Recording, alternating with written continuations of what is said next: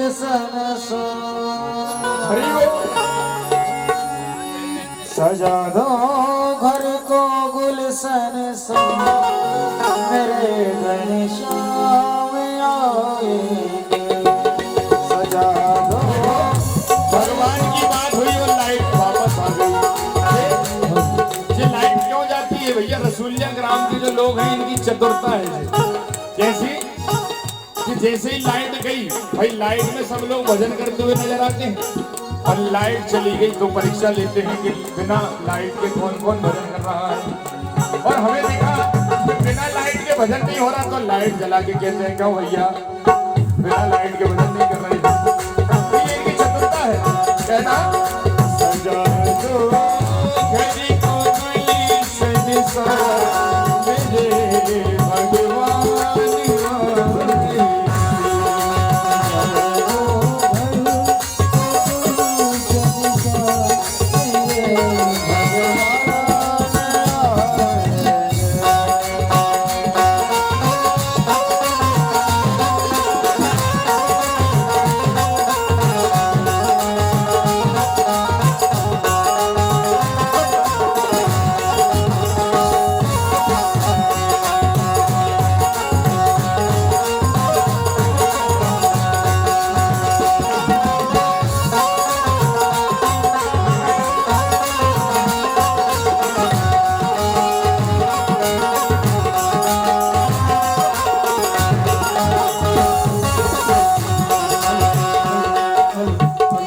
भगवान के बिहारी लाल की जय। ये इसलिए सुनाया कि सजा दो घर को गुलशन सा, भगवान आने वाले 10 मिनट में भगवान आपके बीच में होंगे। ऐसी व्यवस्था है। अपन तो भगवान को भी बुला लें, ऐसी साधना है। अपन बहुत सिद्ध महात्मा। बुलवा के बिहारी लाल की जय। विश्वास नहीं हो 10 मिनट बाद देखना भगवान झूला झूलेंगे। कभी कभी समय जब आता है तो बात सही भी हो जाती है और होगी। 10 मिनट बाद भगवान सामने होंगे। बोलवा के बिहारी लाल की। कंस को पता चला कि मेरे पिताजी कोई और है और मुझे पाल कोई और रहा है। भगवान शिव जी की तपस्या की, बड़े बड़े राक्षसों से मित्रता संधि कर ली और जाकर अपने ही पिताजी के राज पर आक्रमण कर दिया। पिताजी को जेल में डाल दिया। पिताजी को जेल में डाल दिया। बोले बहुत राज कर लिया, अब हमारी व्यवस्था। और कहने लगे कि हमारे राज्य में कोई भगवान का भजन नहीं होगा, कोई भगवान की पूजन नहीं होगी। भगवान हम हैं, हमारी ही पूजन करो। कंस के मन में एक दिन विचार आया कि मेरी चाचा की जो लड़की है देवकी, मुझे उसका विवाह करना चाहिए। विवाह करते हैं बड़ी सुंदर व्यवस्था से। और जैसे ही विदा करने के लिए बोले मैं स्वयं रथ को चलाऊंगा, मेरी बड़ी प्यारी बहन है। कुछ लोग कपटी होते हैं, कंस ऐसा ही है, दिखाने के लिए प्रेम दिखा रहा है, प्रेमी है नहीं। भाई प्रेमी तो वो होता है कि कुछ हो जाए चाहे हमें मरना पड़े लेकिन तुम्हें जिंदा रखेंगे, प्रेमी वो होता है। लेकिन जैसे ही अब देखो कपट तो ज्यादा देर चलने वाला है नहीं, थोड़ी दूर रथ चला और आकाशवाणी होती है कि जिस देवकी को तू इतने प्यार से इतने प्रेम से रथ में बिठाकर ले जा रहा है उसका 8वां पुत्र तेरा काल होगा। इतना तो सुनना हुआ और कंस के तेवर बदल गए। तेवर कैसे बदल गए? यूं तलवार निकाली, बोले देवकी आज तुम्हें नहीं छोड़ेंगे। लेकिन देखो भैया कल करवा चौथ थी, चाहे अच्छी लगे भाभी चाहे नहीं लगे मनुसाड़ी तो 1000 बारी नहीं है। कहने का मतलब पत्नी की इच्छा, पत्नी की रक्षा, ये पति का धर्म होता है। तो वसुदेव बोले कहे कंस तुम इतने पराक्रमी राजा हो, तुम इतने प्रतापी राजा हो और एक नारी का वध करोगे तुम्हें, भाई तुम्हारे अपयश होगा संसार में, इसे मारो मत। तो बोले देखो ये भाषण किसी और को देना, ना रहेगा बांस ना बजेगी बांसुरी, अपन तो इसको निपटा देंगे, अपनी टेंशन खत्म। लेकिन वसुदेव ने कहा कि ऐसा मत करो, जब बालक होगा तो हम आपको दे देंगे। तो उन्होंने कहा ये भी बात ठीक है। जाके काल कोठरी में डाल दिया। भगवान 8वीं संतान जो है काल होगी, अपनी काल कोठरी में डाल दिया। अब धीरे धीरे समय आ रहा है। पहली संतान होती है, कंस को मालूम चला। बोले पहली से अपने को कोई चिंता की बात नहीं है, उसे मारने की क्या जरूरत है, अपने को तो 8वां चाहिए। नारद जी ने कहा अगर ये धर्मात्मा हो गया तो ये मरेगा कैसे, और जब मरेगा नहीं तो धरती का पाप घटेगा कैसे। बोले जे कमल का पुष्प देखो और इसमें ये बताइए कि पहला कौन सा है और आखिरी कौन सा है। भाई पहला और आठवां कौन सा है, हो सकता है ऊपर से पहले वाला आठवां हो या नीचे से चले जाओ, आठवां कोई सा भी हो सकता है। कंस की बुद्धि चकरा गई। क्यों? अभिमानी कपटी व्यक्ति जो होते हैं उनको समझ में बड़े जल्दी आ जाता है अपने फायदे की बात। उनने कहा बात तो सही है, सीधे जाते हैं देवकी से कहते हैं लाओ तुम्हारा बच्चा, और उठा के दीवार पे मार दिया। कंस की व्यवस्था ऐसी है, प्रत्येक वर्ष एक एक बच्चे को मारता गया, 6 बच्चे हो गए। 7वां जो होने वाला है वो हमारे बलराम जी हैं। बुलवा के बिहारी लाल की जय। भगवान ने योग माया को आदेश दिया कि जाओ रोहिणी जी के गर्भ में एक बेटी जन्म लेने वाली है, तो वहां इस गर्भ को स्थापित करो और वहां से वो बेटी को ले आओ। बुलवा के बिहारी लाल की जय। इस प्रकार से पूछा, कहने लगे 7वां तो नष्ट हो गया। जब अपने सैनिकों से पूछा क्या हो 7वां कहां है, बोलो वो तो गर्भ में ही खराब हो गया, व्यवस्था नहीं जमी। अब भगवान आने वाले हैं, तो भगवान ऐसे नहीं आते, भगवान को बुलाना पड़ता है।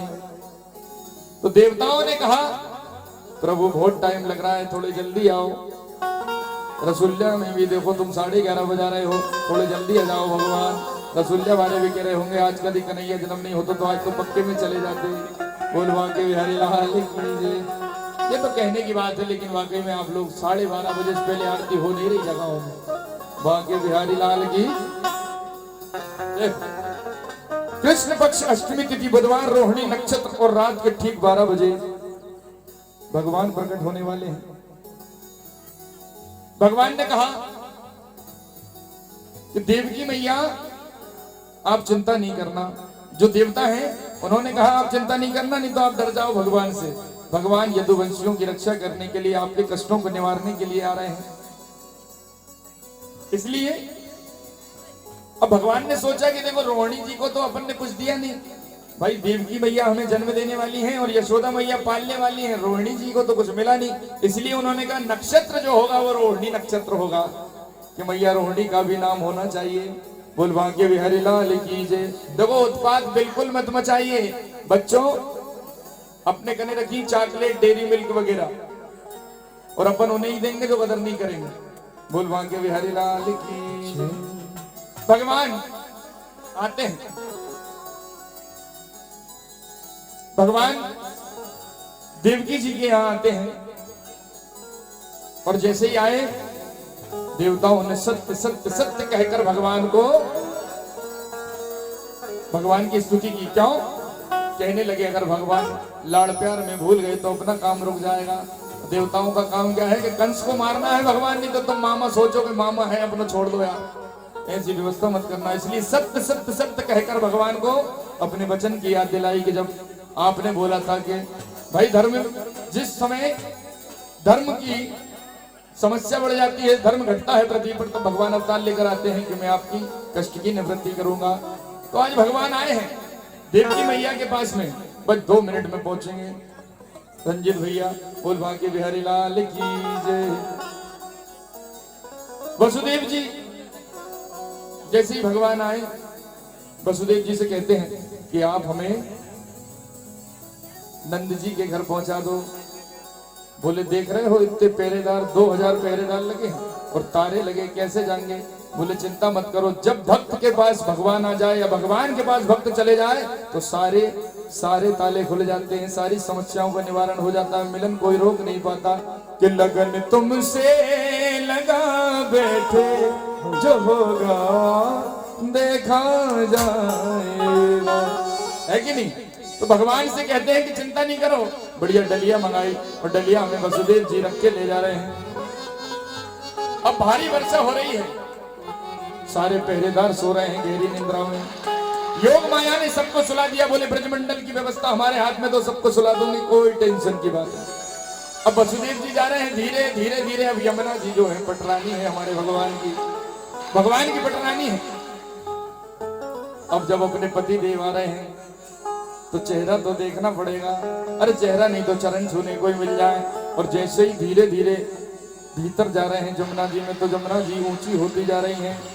और जैसे ही छलांग मारी किसने, जमुना जी ने, जैसे ही चेहरा देखने के लिए तो बब्बा की दाढ़ी दिख गई। चले ससुर जी जा रहे हैं, नीचे हो जाओ, ससुर जी के सामने जाना नहीं चाहिए। बस जमुना जी नीचे हो जाती हैं और वसुदेव जी सीधे नंद बाबा के यहाँ पहुंच जाते हैं। वहां भी सब सो रहे हैं, किसी को कुछ नहीं पता। भगवान जो है वसुदेव जी भगवान को मैया यशोदा के पास में सुलाते हैं और मैया यशोदा के पास में जो बेटी है उसको लेकर वापस आ जाते हैं। और वापस आकर जैसे जैसे अंदर आ रहे हैं वैसे वैसे ताले लगते जा रहे हैं।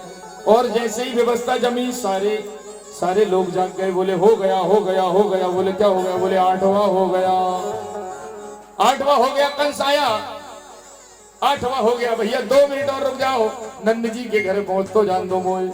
बोल भाग्य बिहारी लाल की जय। कंस आता है, बोले 8वां तो लड़का होने वाला था, ये तो लड़की है। बोले देखो देवता ऐसे हैं कि उन्हें लगा कि आप दयालु हैं, हो सकता है लड़की को छोड़ देंगे। 2 मिनट भैया, 2 मिनट, बस दो क्षण का समय। आप दयालु हैं कंस जी।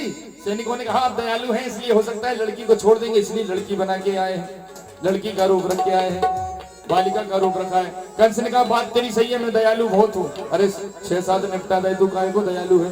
उठा के टांग में, और जैसे ही योग माया को मारने के लिए दौड़ा, उसी समय योग माया अपने रूप में